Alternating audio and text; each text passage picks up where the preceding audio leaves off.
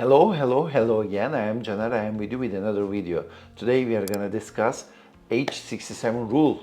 As you might know, some pilots, organizations, and governments are backing up to raise mandatory retirement age to 67. We all know that it is now 65.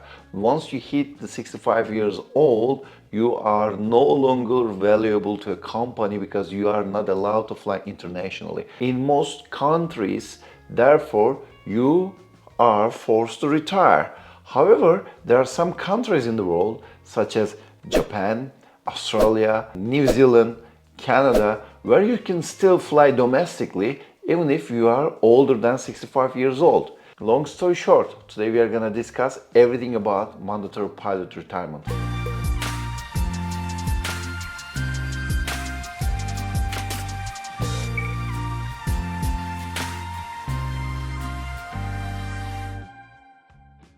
During its 42nd assembly, ICAO had really important topic to discuss, and that was brought by IATA. IATA simply wanted to increase mandatory pilot retirement age to 67.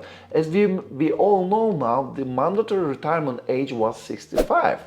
And not was, in fact, it is still 65 because ICAO rejected proposal brought by IATA. But before diving into that topic, I would like to give you some history about that. In the early years of commercial flight, retirement was set as low as 45, which later increased to 60 in 1940s and eventually 65 in 2006 under the guidelines set by International Civil Aviation Organization, or ICAO.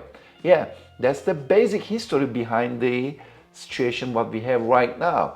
In 2006, when they increased the mandatory pilot retirement age from 60 to 65 globally, it caused really huge mess for new young pilots or pilots who joined the companies or pilots to be, because there was no retirement for the next 5 years. Therefore, everybody was stagnant, or people who were planning their progression in the company, they were wrong because they had to stay in the seat where they're sitting at that time for another 5 years. Now, pilots are bringing the same issues. They are against to increase the pilot retirement age to 67 because they think it is going to be the same. Or what was the logic behind it? Why IATA want to implement mandatory pilot retirement age of 67? There are some reasons behind it, but you need to know this first. IATA is an organization created by the companies. So airlines are a member of IATA. On the other hand, countries are the member of the ICAO. ICAO is an organization where legislation comes from, but IATA, on the other hand, is an organization created by the companies and organizing different stuff compared to ICAO. That's why IATA can suggest a rule implementation, but they cannot provide that. The member states of ICAO come together every year and they talk about the suggestion. That's exactly what happened, and eventually on the October 3rd, ICAO rejected the proposal brought by IATA for safety concern and lack of sufficient medical evidence to support the change. IATA submitted a document and they state that if the ICAO choose to increase the mandatory pilot retirement age to 67, then we will be coping with the pilot shortage effectively. And also they said that we can use experience of the pilots until 67, and they also claim that the experience outweighs the age. And also they said that the modern health standards are so good and the people are living now longer, therefore it is absolutely normal to work until the age 67. And also they mentioned that countries like I mentioned before, Canada, Australia, New Zealand, there's no upper age limit for these countries, and IATA concluded that we have been observing these countries and there is no lack of safety to aviation, therefore we can implement this rule worldwide. And also they suggested a safe solution for this change. They simply said that if a pilot who is older than 65 years old is in the cockpit, the other pilot should be younger than 65 years old. And then I start thinking about that. Now, Airbus and some countries are working to reduce pilots in the cockpit, and now the IATA is offering a rule changing, and they're stating that if you want to work up after 65, the other pilot should be less than 65. There's also a hypocrisy for me, and you can see that two pilots are always needed in the cockpit regardless of this topic. Long story short, ICAO rejected the change because they wanted to see some data. They wanted to see that the pilots will be safe in the cockpit and they can work until 67 years old. Okay, let's go back to our original topic, 65 to 67. Let's review. IATA wanted to change this. ICAO rejected it due to lack of data and research availability. And I strongly believe that in the future, no matter what, one day age 67 will be implemented. It is not because the airlines are fighting for that, but it is naturally going that direction. It is already a couple of times IATA tried, and on top of that, in some countries like United States, we have seen that some senators, especially in the United States, Ted Cruz wanted to increase the pilot retirement age to 67 so that country can get benefit of the experience of the pilots, because aviation industry is growing so fast in the United States. And in 2024, Biden administration also declined raising mandatory pilot retirement age to 67. So as you can see here, a couple of times some senators in some countries are trying their best to increase the mandatory pilot retirement age, and eventually I strongly believe that they will succeed one day, but not today. So let's talk about the opposition side. Why they're against to increase the mandatory pilot retirement age 67.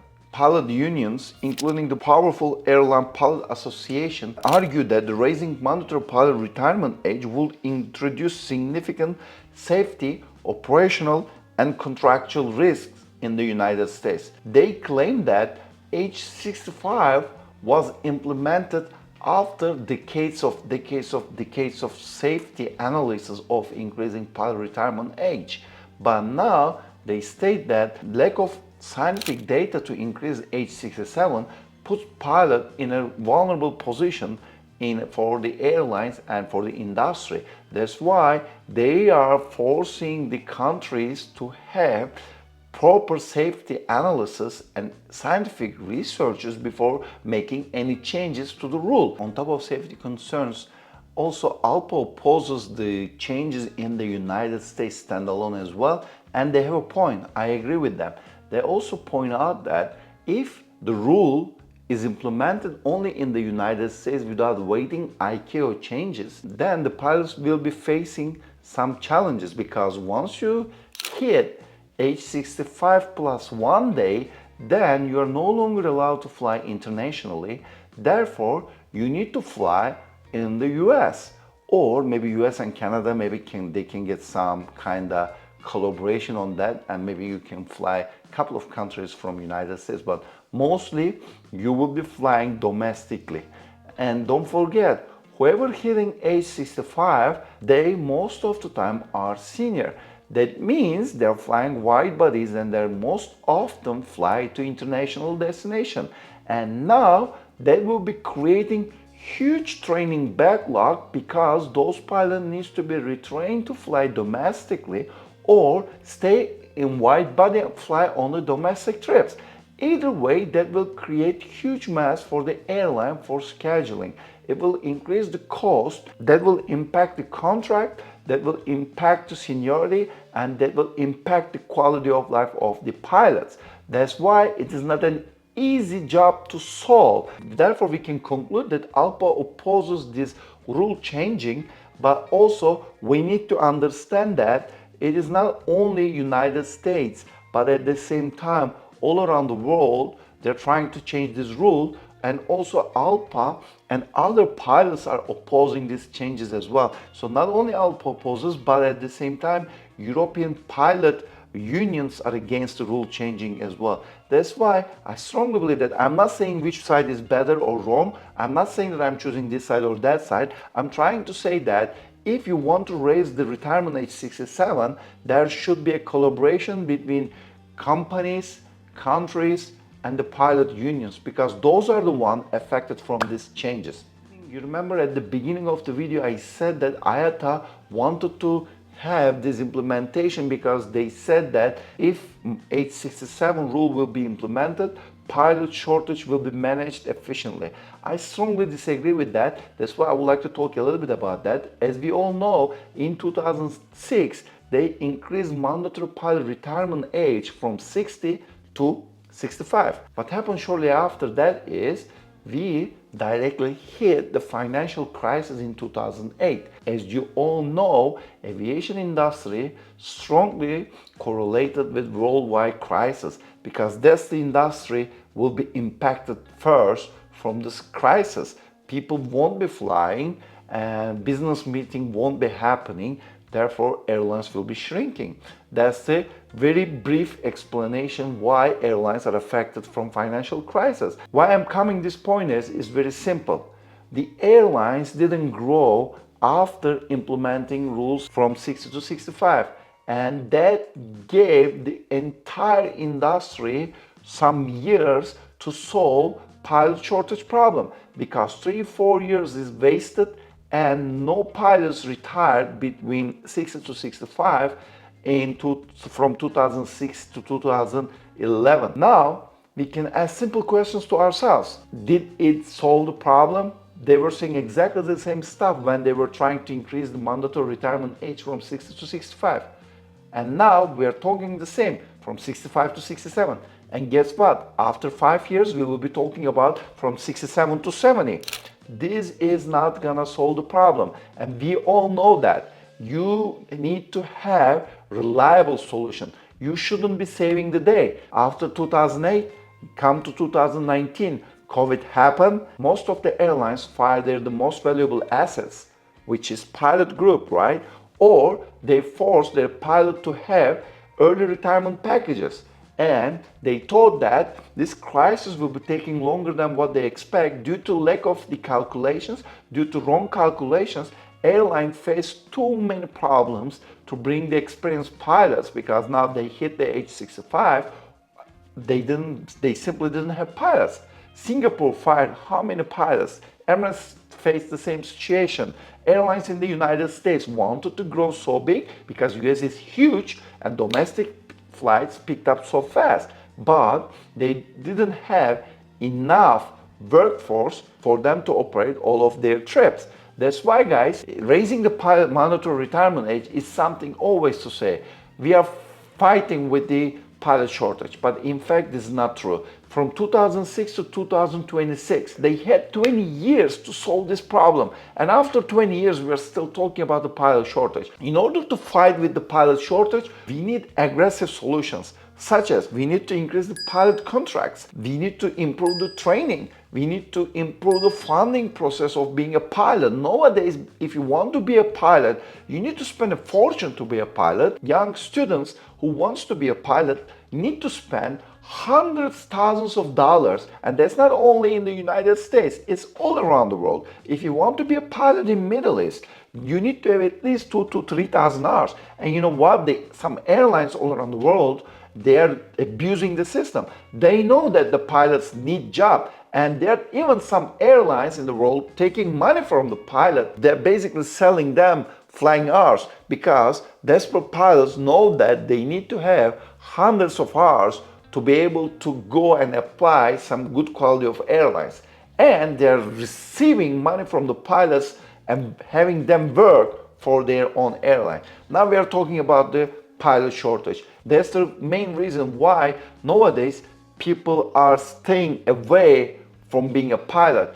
Thanks to the United States, with the recent contracts right now, pilots' work-life balance and salaries are going up, and that can slowly attract people to be a pilot, which is a good thing. But this should happen all around the world. That's another reason. Pilot hate. they're comparing pilot salaries with the other occupations and other stuff. We need to understand that being a pilot equals to having an international job. You have an ICAO license, you can convert your license to any country pilot license within a day, or if not a day, couple of days. That's simple. But if you're a doctor, if you're a lawyer, if you're a teacher, that sometimes take months and maybe years. That's why being a pilot comes with a handy pilot license where you can convert this license all around the world. That's why most companies need to set a bar so they don't lose their pilots to another country.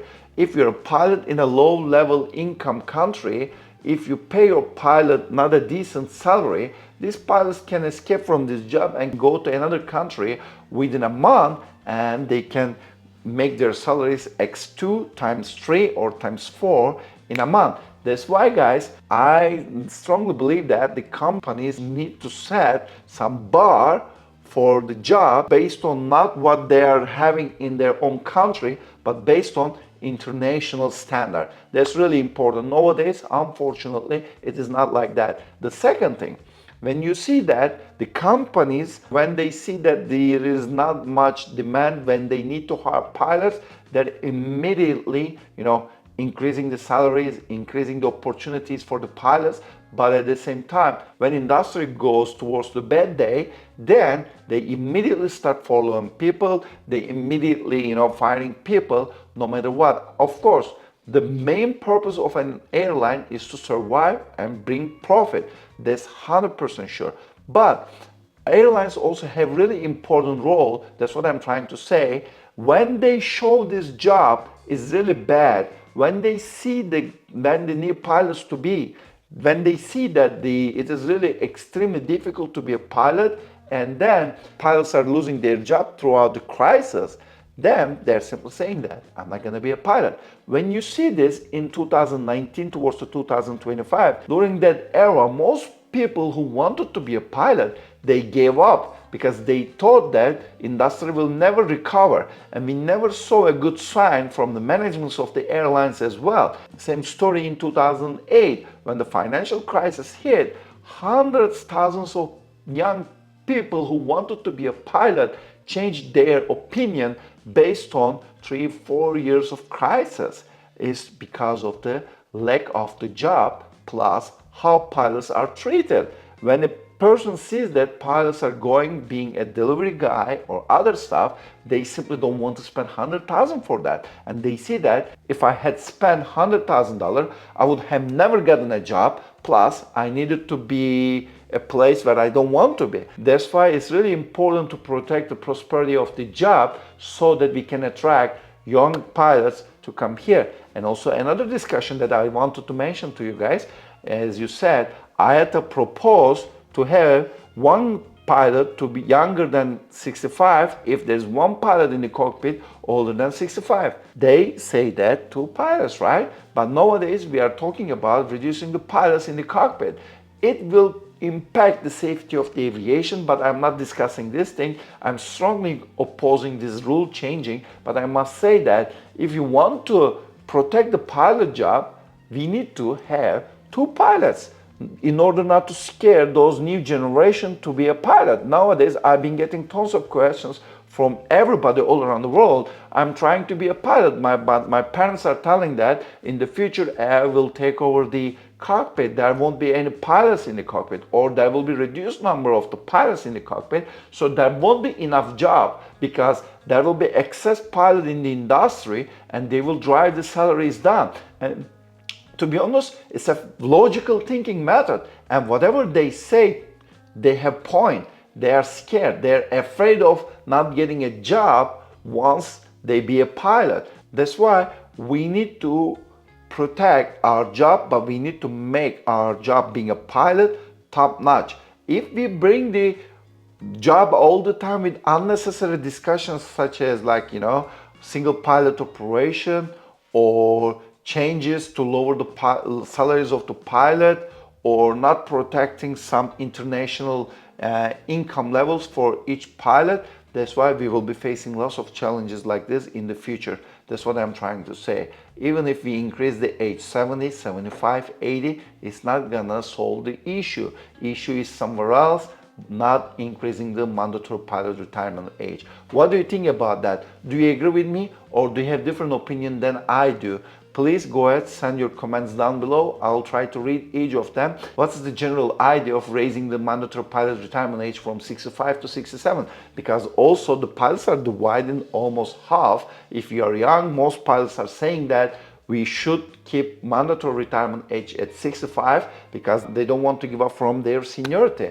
On the other hand, age 67 is mostly supported by old, or I don't want to say old, but senior pilots who are getting closer to 65. And they also say that why not to use my wealth of knowledge and my expertise in this field for another 2 years.